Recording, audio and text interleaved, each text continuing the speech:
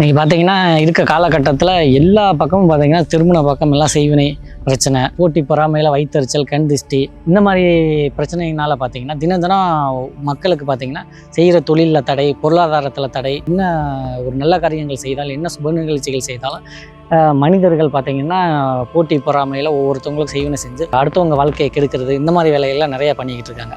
First அதெல்லாம் நமக்கு இருக்கா இல்லையா அப்படிங்கிறத எப்படி நம்ம தெரிஞ்சுக்கிறது, அதில் இருந்து நம்ம எப்படி நம்ம அதை நிவர்த்தி பண்ணிக்கிறது அப்படிங்கிறத நான் இன்றைக்கி உங்களுக்கு ஒரு எளிமையான முறையில் நான் உங்களுக்கு சொல்ல போகிறேன். ஒரு 3 எலுமிச்சம்பழம் வாங்கிங்க. அந்த மாதிரி ஒரு 3 எலுமிச்சம்பழம். இது வாங்க போகிறதுக்கு முன்னாடி என்ன பண்ணணும் பார்த்தீங்கன்னா, கடையில் போயிட்டு காசு கொடுத்துட்டு விலை பேசாமல் வாங்கிட்டு வாங்க.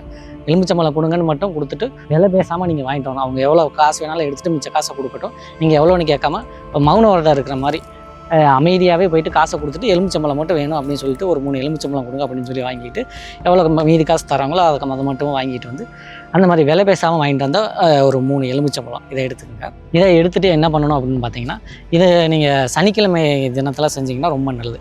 ஏன்னா அப்போதே உங்களுக்கு உடம்புல என்ன பில்லி சூனியம் பாதிப்புகள் இருந்தாலும், என்ன ஏவல்கள் இருந்தாலும் அதெல்லாம் உங்களுக்கு உடம்புல இருக்கா இல்லையா, அந்த மாதிரி இருந்துருந்துச்சுன்னா எப்படி தெரிஞ்சுக்கிறது அப்படிங்கிறது இந்த எலுமிச்சம்பழத்தை வச்சு தான் நம்ம கண்டுபிடிக்க போகிறோம்.